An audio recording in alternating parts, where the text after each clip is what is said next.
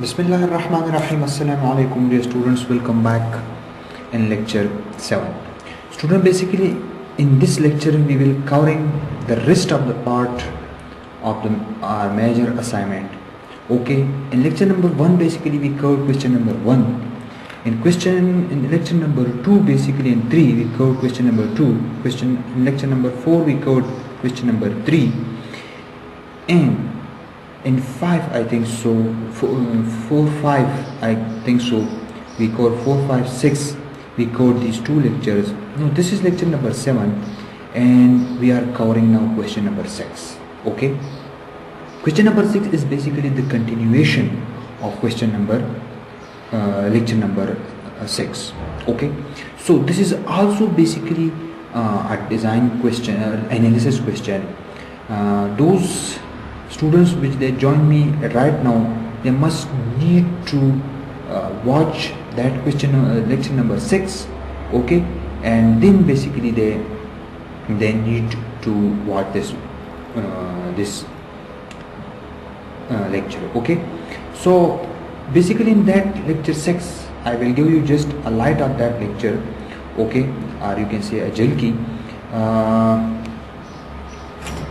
We cover basically shored construction, unshored construction. Okay, what is shored construction? You see, shored construction is this construction in which we provide basically from work or shoring to the structure, while in unshored construction we don't provide those from work or you can say shoring. In unshored construction we have 2 stages basically. One stage is that before concrete covers and one stage is that after concrete covers. In before concrete covers we do not consider the live load. We have to consider basically the construction loading, that is 20 pound per square feet. Okay, and the dead load of the slab, the dead load of the beam. Okay, while in because all the loads have to be taken by the beam itself, because there is no shoring. The unshored after concrete covers, this is the stage where the composite action began.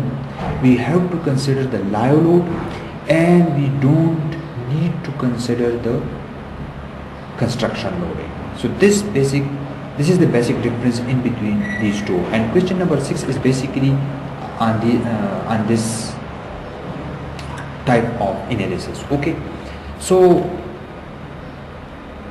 now basically I am starting here the question. Let us read the question and then we come going to the solution. Okay, now the fully composite section shown in figure 3 consists of W18 by 50 section. You must note down this one, that you have a section W1850 section. Beams are grade 50. This is important. You have grade 50 FO equals to 50 kSi.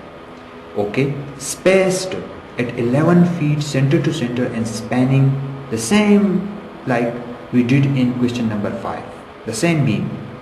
The 5-inch thickness.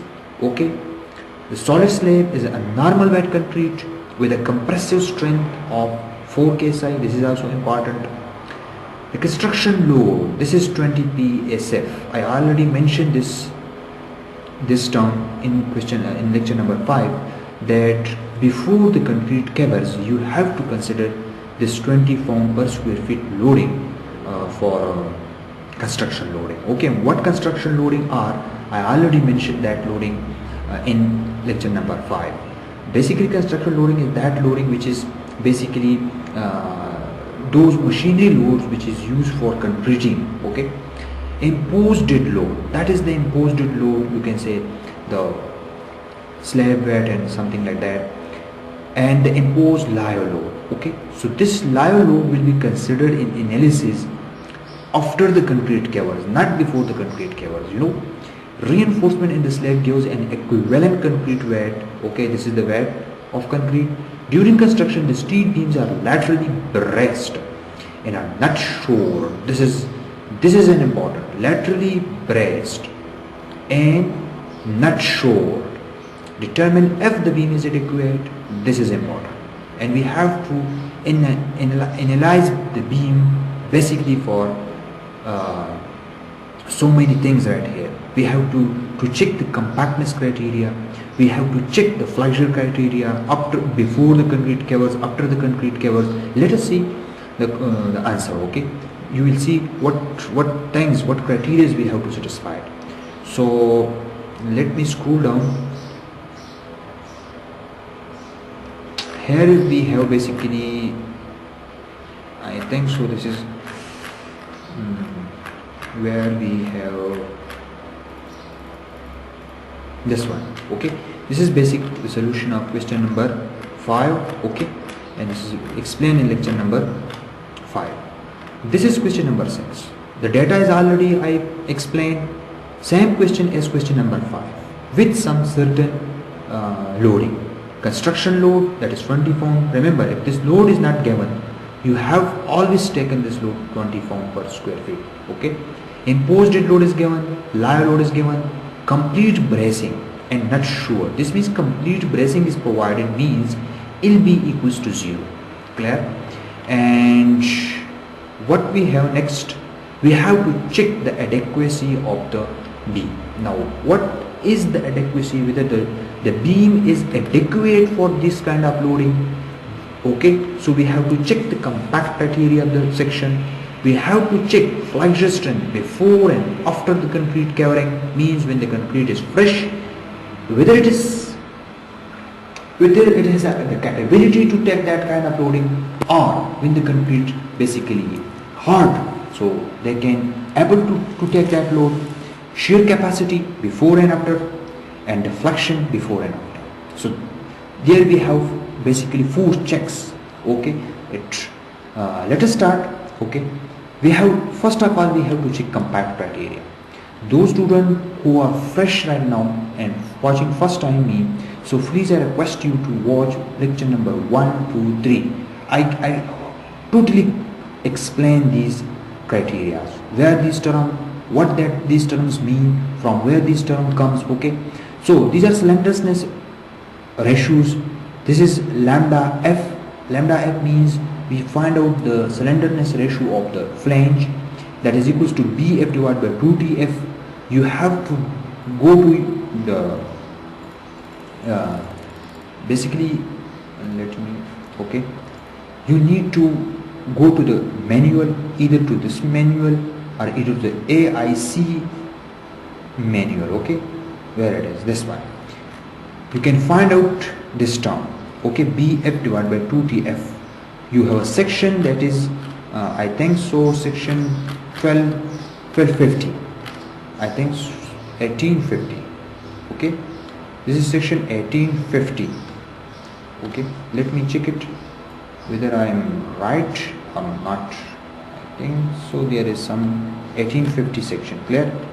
And there is, we have 1850 section, question 1850. Okay, so we have now to search. How to search it? Scroll down these pages and find out table of content. Click this one. Clear? And scroll down. Okay, you have to find your sections right here. Scrolling down and you see W1850 section. Clear? Now this is 16, and here we have W18, W50, this one. Okay, we need this section. Clear? Let me highlight it. Here we have.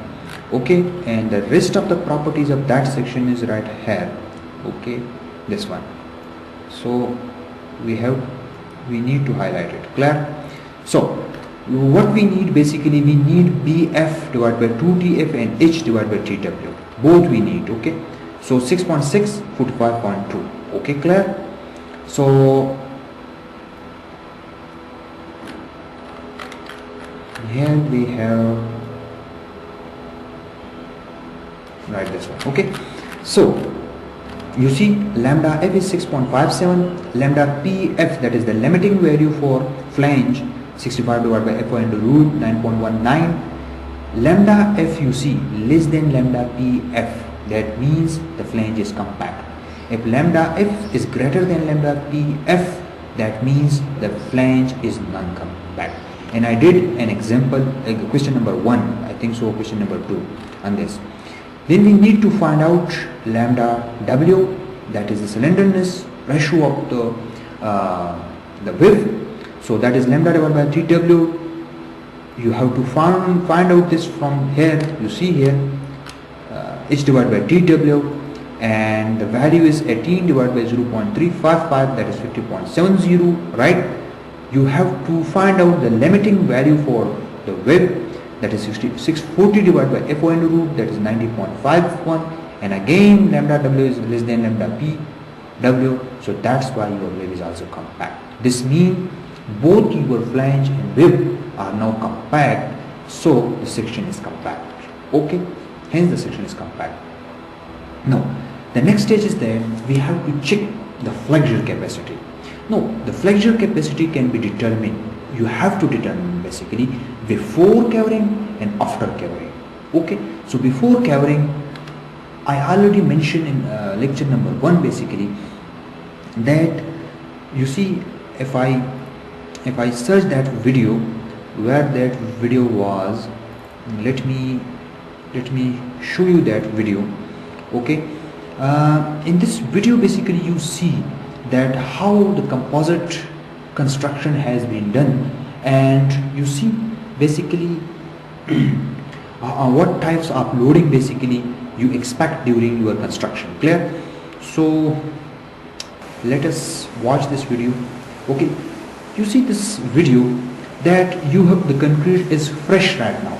So you see this, the steel bars, the corrugated sheet, and let me pause the video. You see that basically your concrete is fresh right now. So the concrete have nothing to you can say to take to support the load. Okay, it have no hardening action right now.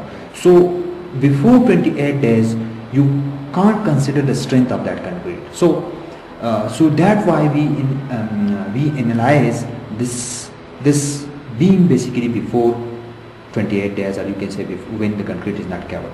You see this kind of machinery loads, live loads, this is the load which we call construction load. Clear? And this load is basically assume 20 pounds per square feet. Okay, and basically here the beams, you see the beams above here, there is no shoring, no basically no, if I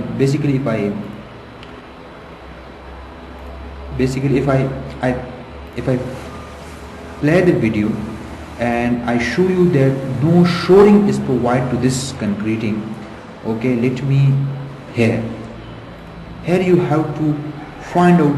Okay, and note, you see this, the girder right here, and you see the space, the lower portion, or you can say the lower floor is, you see here. Clear? So that show basically here you see that there is no vertical support, no shoring is provided to this concrete flooring. This means that the whole total loading which is acting right over here at this stage, at this fresh stage, is to be supported by these beams you see here. Clear? Those beams which is right below this slab is responsible to take its own weight, the slab, the weight, and the machinery are construction loading. So this is how and you see the floor is under construction and it is not finished right now, it is not in operation, so that's why we cannot consider the imposed live load. The imposed live load will be considered in stage 2 when the concrete covers, when the concrete gain is 28 days strength. So let's go back to the question and see how what type of load. Weight of the beam, I already mentioned, you have to consider.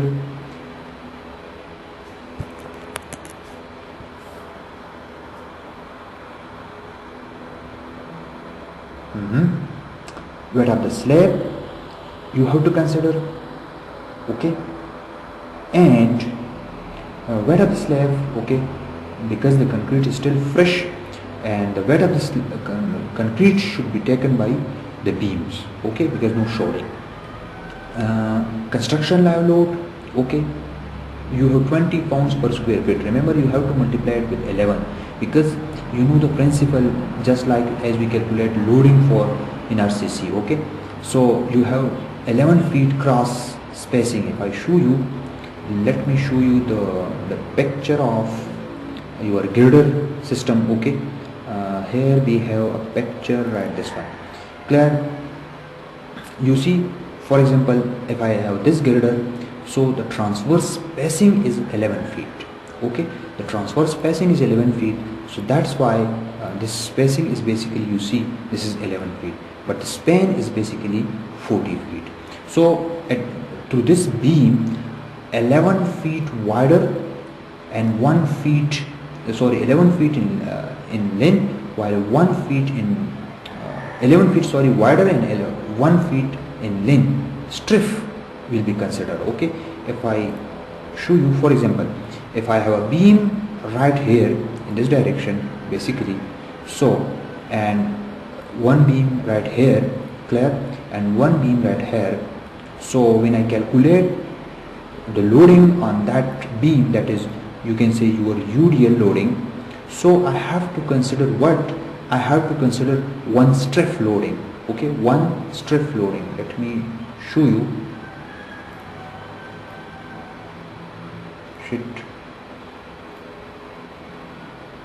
I have to consider one strip loading, okay, and the length of this strip will be you can say 12 inches or 1 feet, clear, and the spacing in between these, basically in these girders are you say why not it work? So let me show you the spacing. The spacing, this is 11 feet, clear, and this is also 11 feet, clear. Now we have to consider half of this panel and half of this panel, so that's why our strip width is basically comes out to be 11 feet, okay. So we have to consider this strip, clear, and that strip is basically nothing, that strip is basically 1 feet wider or in length and 11 feet in wider. So that's why basically I have to consider that 11 feet, okay. I multiply 11, it give me per feet loading, okay. So construction live load is this one, dead load is right now 50 pound, and the weight of the slab, okay, this is live load, clear, that is the construction loading, and you will see in this video as well. This is the construction loading. You see this construction loading basically will be accounted as live load, clear. Now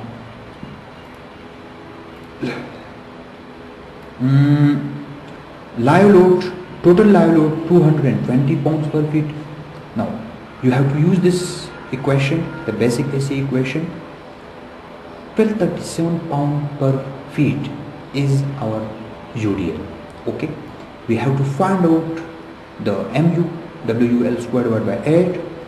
This is our moment, but remember this moment is basically in fresh stage, not the concrete is hardened. Still we are ignoring the imposed live load. You see here we just taking considering the construction live load, okay, because this is stage 1, concrete not covers, concrete not gain its strength, okay. So we have, first of all we have to design just like our ordinary design, like we design a simple beam design, okay.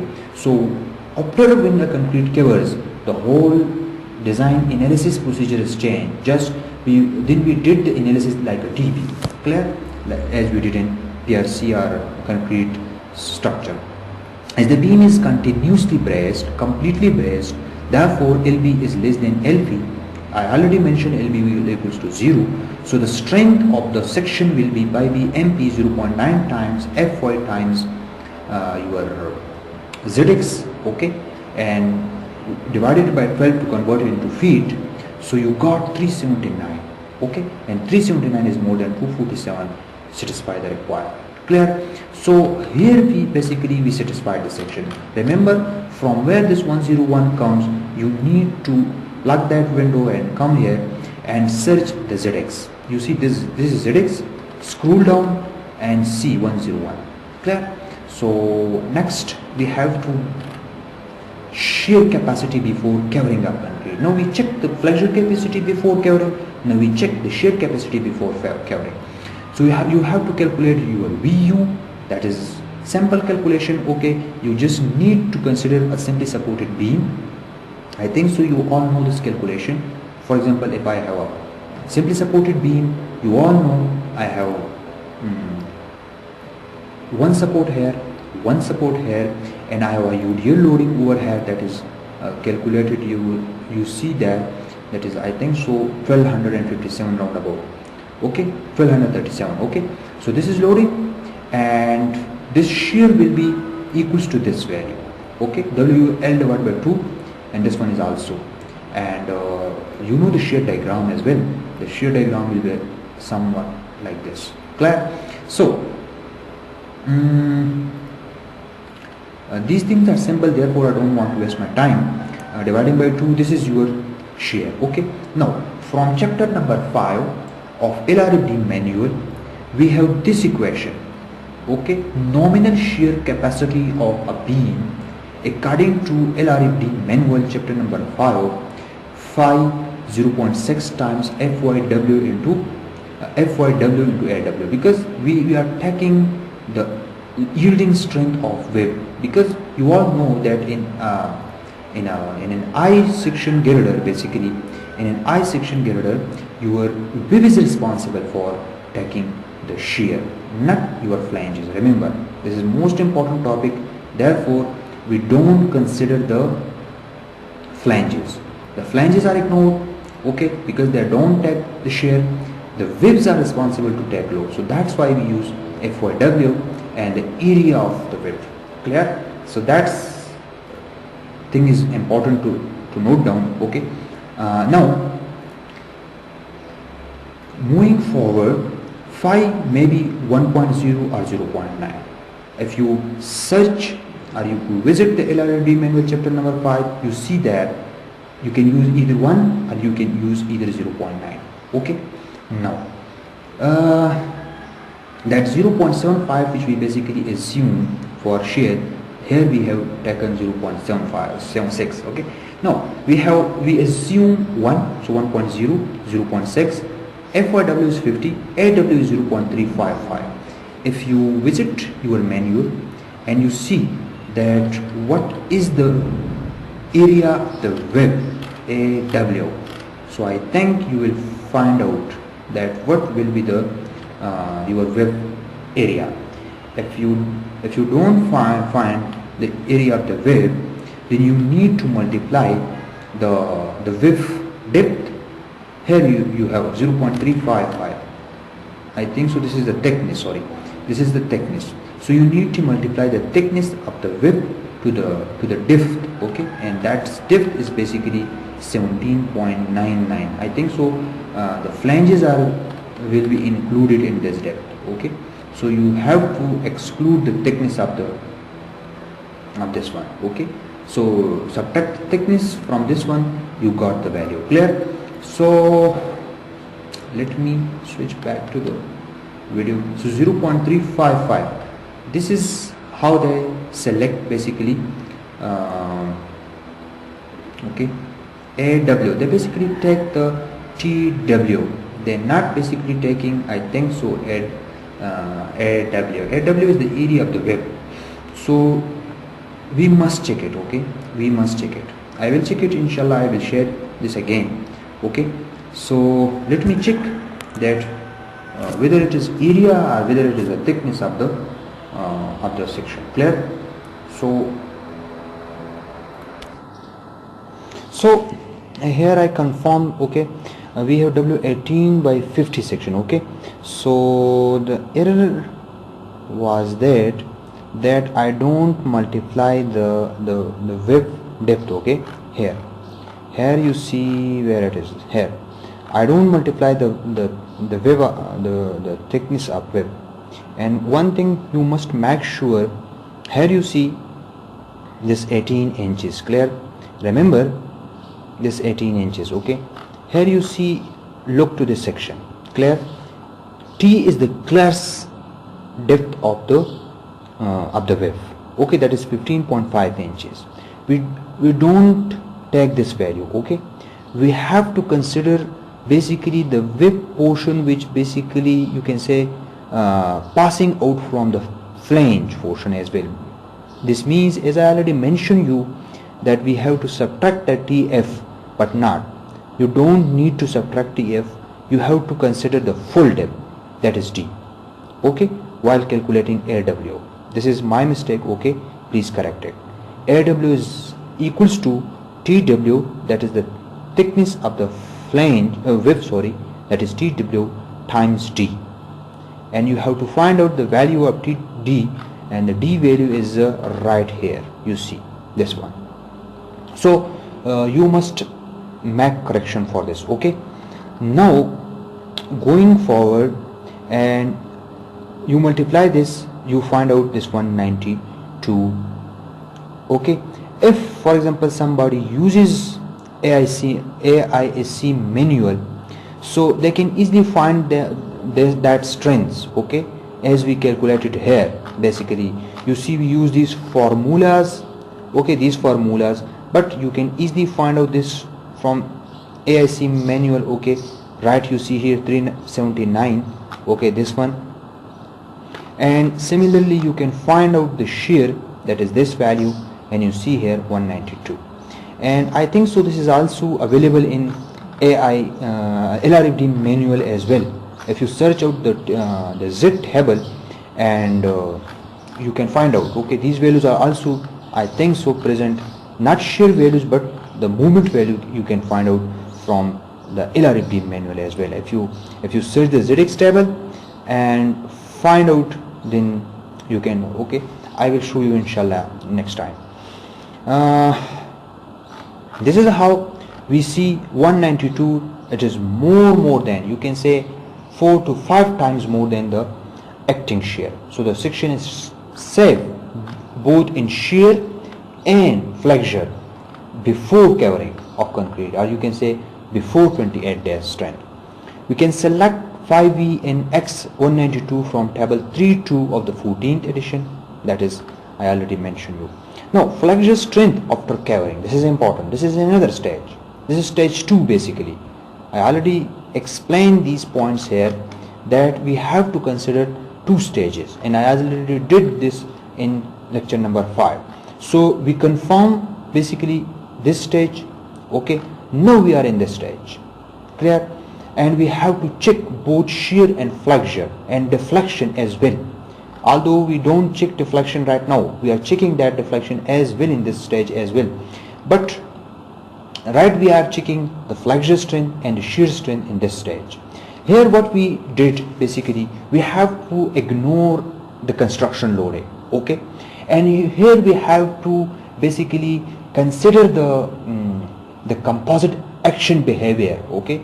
We consider basically, we assume that now the beam and the slab right above the beam, they behave like monolithically, or you can say the beam also play their role basically in taking load, while here we don't consider, okay, we don't consider basically the concrete is playing a role. And as you see that video as well, that the concrete was fresh and that is unable to take the loading, okay? So that's why basically this video is also very important for you people.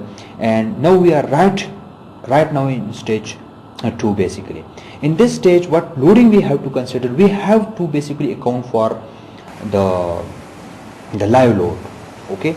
And you see here we have the concrete is in fresh stage and that don't taking any kind of loading because it is not hardened. But when after 28 days, as this concrete hardened and it gains 75 to 60% its strength, then taking loads.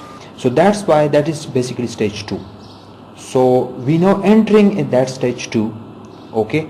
and we have to consider right now, we have to ignore this construction load, but we have to consider the imposed live load.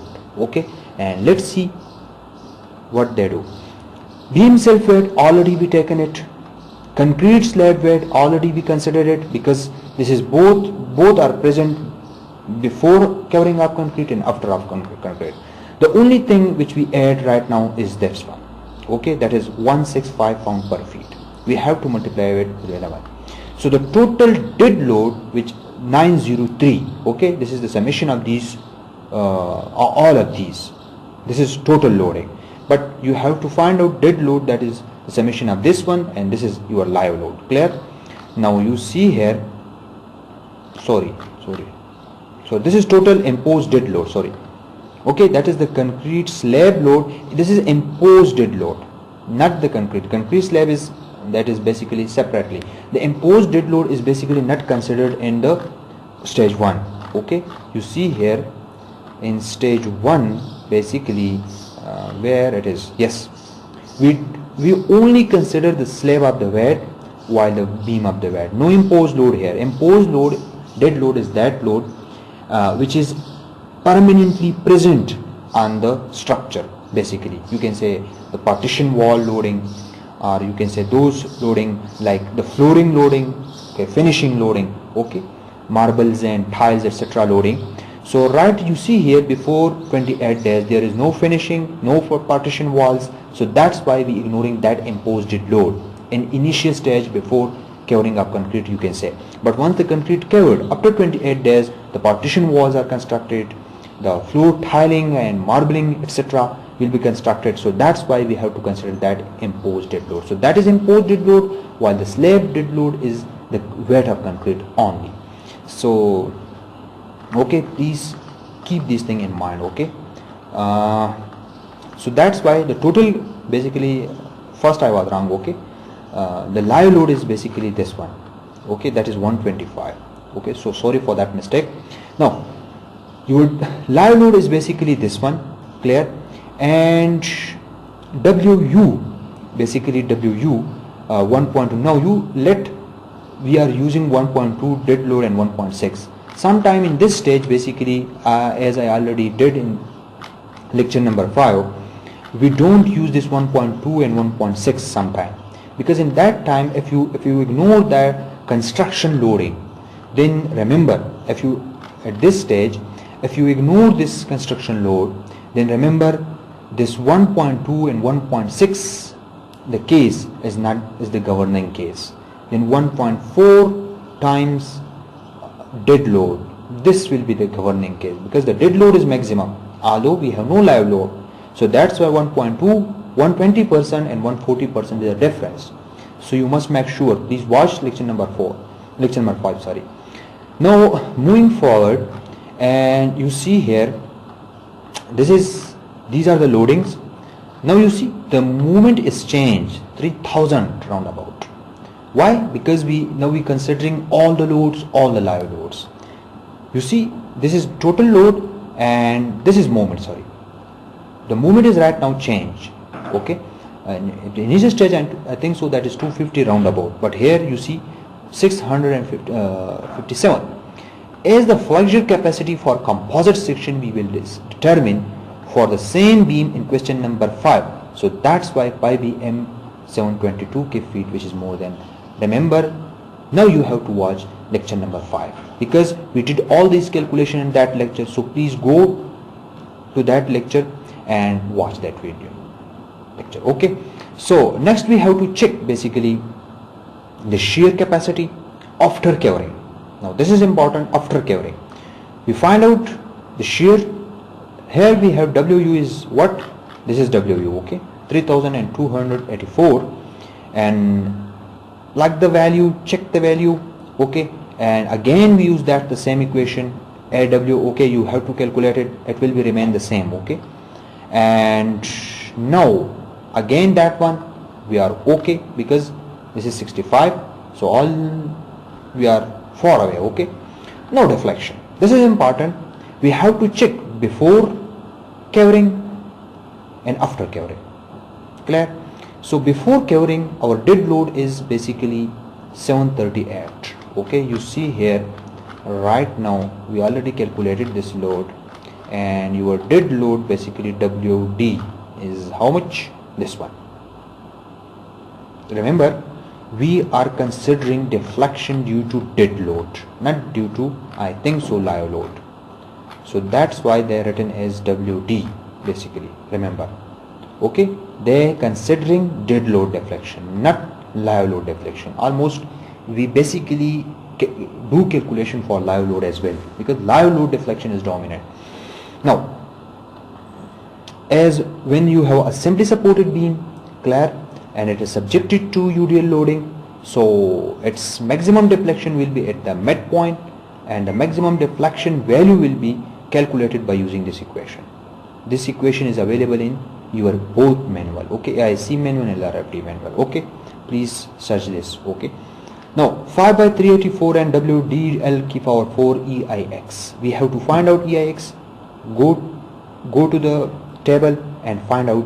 Okay, it's the same way as I already did this one. Okay, let me show you to make it conform. Okay, where we are, yeah, I read out it. Okay, I make it color where we are. Yes, here we have 50 and IX, this is ZX, ZY, this is this one, clear? So we have to scroll down, and this one you see at 100. So that is our IX. E is constant, that is 29000, okay, and L is 40, and WD is given. So you see for this section is this one, and just plug the value. Okay, you see 5 by 384, WD is 0.738 divided by 12 to convert it into kif inch, because all the units, right, IX 800 inch ki power 4, E in KSI basically 29, that is in KSI. So that's why we have to convert this loading into kif per inch, and you know how to convert it. Okay, because we have 73 right here, 73. So you know 1 feet is nothing, it is equals to 12 inches. Now how you can convert it? You have the foot value. Okay, so just insert the foot value here. Okay, you got. Okay, so that is the way how we convert pound per feet. Just put the value of foot. Okay, so 40, that is 40 times 12 ki power 4. Okay, this is 40 feet, multiply it with 12 to convert it into inches, and 4 is basically the whole power. Clear? Now divide it, you got 1.83 inch. Now D, deflection after covering. This is the deflection, okay, before covering. Okay, now once the concrete is covered, your load is changed, and you see the load here. You see, remember, this is very important term. Okay, and very important note, as I already mentioned, that this is dead load deflection. Right now we are considering dead load deflection, because this is the initial stage before covering. So before covering we have nothing live load. We don't have live load, although that is the construction load, but they are you can say for only for 2 to 3 hours. Okay, you see this these loadings. Okay, you see these loadings. So these loadings are present just for an hour and 2 hours, and then they will be, you can say, will not be present. Okay, so that's why we are not calculating the deflection for this style of loading. We just only calculate the deflection for these loading which you are right see here. Now, but once the concrete harden, okay, once the concrete harden, then you have to consider live load, because live load deflection in that case is dominant. Okay, dead load deflection is not so much dangerous. Live load deflection is too much dangerous. Okay, so here you see your live load, basically this one, pounds per feet. We have to convert it, divided by 12 pound per inch. Now moment of inertia, same that equation. Okay, there is very interesting thing, okay? And there is very interesting thing. I will explain, okay? So student, basically now we have a problem, that is the problem I, okay? This type of calculation, you can say the question after this step, basically it is a lengthy step. There are involved some calculations, okay? So that's why basically I close this video here, this lecture here, because if I include the rest of the portion of this calculation, it will lengthen the my lecture, okay? So see you in lecture number 8. In that lecture, basically I will finish this question, okay? And there is very interesting, okay, very interesting, because sometime in paper questions come in this fashion that you need to check the live load deflection. Just only they give you this one part. So don't miss that lecture. If you have any question, any suggestions, okay, please share with me. Thank you for watching.